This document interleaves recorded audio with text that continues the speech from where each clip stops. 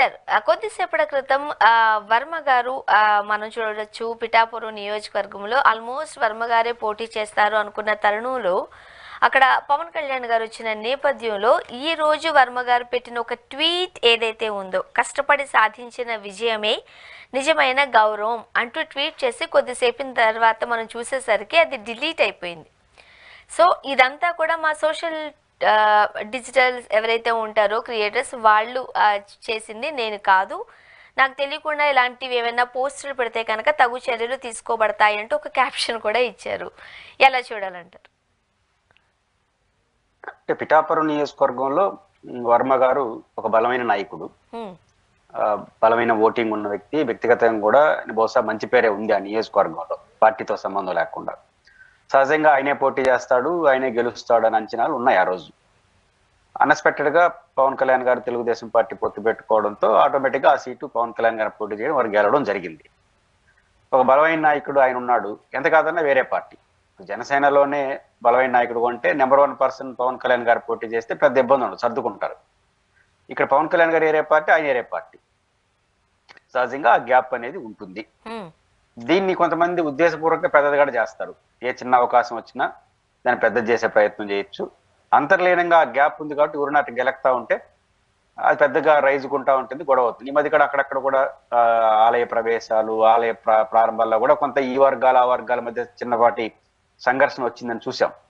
పవిత్ర పిఠాపురంలో పవన్ కళ్యాణ్ గారు ఎమ్మెల్యేగా ఆయనకి ఇస్తారన్నప్పుడు ఆయన కొంత నిరాకరించారు. ఫస్ట్ ప్రైమరీ దశలో ఇష్టపడలేదు, నేను ఒంటరికి గెలుస్తాను, ఎందుకు అనవసరంగా అనేది చెప్పాడు.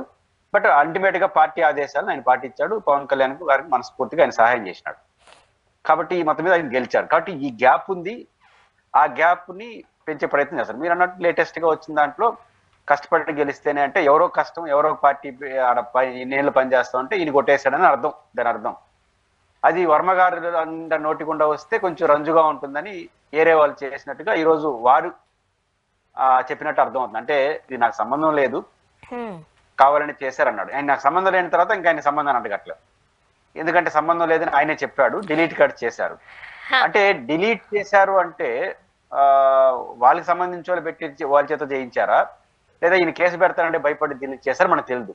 వాళ్ళు దగ్గరుండే వాళ్ళు పెట్టారనుకోండి, 2 రకాలు ఉంటాయి.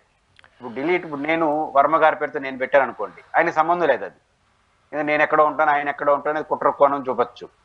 కానీ వర్మ గారు పక్కనుండేవాడు పెట్టాడు అనుకోండి, వాళ్ళకి సంబంధించిన వాళ్ళే, అప్పుడు ఖచ్చితంగా కుట్ర కోణం కన్నా ఆ అసహనం పనిచేస్తుందని అర్థం. కానీ సార్ ఇప్పుడు నా సోషల్ మీడియా పేజెస్ లో నాకు తెలియకుండా నేను వేరే వాళ్ళ చేత ఆ టీంతో నడిపించుకుంటున్నప్పటికీ నాకు తెలియకుండా ఒక పోస్ట్ పెట్టేంత ధైర్యం ఎవరైనా చేస్తారా? ఈ 2 ప్రశ్నలు వస్తాయి, అదే చెప్తాను. ఇప్పుడు ఆయన పేరుతో నేను చేస్తే అది ట్రోలింగ్, నెగిటివ్. బట్ మీరు అన్నట్టు విఐపీలకు కానీ ఎమ్మెల్యేలు ఆ స్థాయి ఉన్న వాళ్ళకి టీం ఉంటుంది, సోషల్ మీడియా టీం ఉంటుంది. వాళ్ళే అడ్మిన్ విషయాలు, ఆ నెంబర్లు, ఆ పాస్వర్డ్ కూడా వాళ్ళకే తెలుస్తాయి. వీళ్ళకి చెప్తుంటారు. అయితే వీళ్ళు కాదని వాళ్ళు చెయ్యరు. కాదని చేసినా నైతిక రెస్పాన్సిబిలిటీ మందే. ఇప్పుడు నేను ఒక విఐపీగా మారిపోయి నాకు టైం లేకుండా ఒక పిఏని పెట్టుకుంటాను, పిఏకి నా సోషల్ గ్రూప్ అంతా మేనేజ్ చేయమని చెప్తాను. వాడు తప్పుదో పట్టాడు అనుకోండి, ఆ ప్రైమరీ రెస్పాన్సిబిలిటీ నాదే, ఎందుకంటే అటువంటి పెట్టుకోవడం నేను చేసిన తప్పు. ఇమీడియట్ గా రియాక్ట్ అయ్యి డిలీట్ చేసేసి నా మీద కేసు పెట్టారనుకోండి, కుట్రకోణం నాకు లేదు, బట్ రాంగ్ పర్సన్ పెట్టుకున్నట్టు లెక్క. కాబట్టి ఇప్పుడు వర్మ గారు 2వ కోణం, ఆయన పెట్టలేదు, ఆయన చుట్టూ ఉన్న వాళ్ళు పెట్టినా కూడా ఇది కుట్రకోణం ఆపాదించిన, ఏదో వైసీపీ వాళ్ళు ఇంకోటి చెప్పలేము. వాళ్ళ టీంలో పెట్టారంటే నైతికంగా ఆయన రెస్పాన్సిబిలిటీ తీసుకున్నాడు కాబట్టి డిలీట్ చేశాడు, సంబంధం లేదని చెప్పాడు, ఇంకోటి పెట్టి కేసు పెడతానన్నాడు. అయితే ఇక్కడ కనపడుతున్న సత్యం ఏంటంటే, ఆయనకు చుట్టూ ఉన్న వాళ్ళు, ఆయన కీలకమైన ఆ పర్సన్స్ దాన్ని సిద్ధపడ్డారు అంటే ఎక్కడో తెలియని అసహనం కొనసాగుతా ఉంది.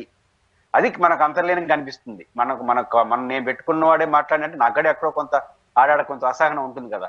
ఇష్టం ఇప్పుడు పవన్ కళ్యాణ్ గారిని ఎంపీ చేసుకోవడం, ఆయన ఒక ముఖ్యమంత్రి కావడం అన్నిటి వల్ల నా ప్రాధాన్యత పోయింది కదా. ఇప్పుడు వర్మ గారే పోటీ చేస్తుంటే ఎమ్మెల్యే అయ్యేవాడు, మళ్ళీ ఏదో టీటీడీ చైర్మన్ ఇస్తానన్నారు. ఇవన్నీ లేకపోతే ఆయనకు హోదా లేదు. హోదా లేనప్పుడు అదేమో డిప్యూటీ సీఎం, పవర్ఫుల్ పార్టీకి లీడరు. కాబట్టి ఆయన మాట చెల్లుబాటు అవుతుంది తప్ప ఈయన మాట కాదు. కాబట్టి ఈ చిన్న గ్యాప్ అయితే ఉంది. ఆ గ్యాప్ అప్పుడప్పుడు బయటపడతా ఉంది. ఇప్పుడు ఆయన రూపంలో కానీ ఆయన పక్కన వాళ్ళ రూపంలో బయటపడింది. కానీ ఇది వారు చెప్పినట్టు తొలగించేశారు కాబట్టి సరిపోయింది. కానీ ఏదైనా ఆ గ్యాప్ కొనసాగుతుంది కాబట్టి ఏదో ఒక రోజు ఇట్లా బయటపడతా ఉందని అర్థం అవుతుంది మనకు.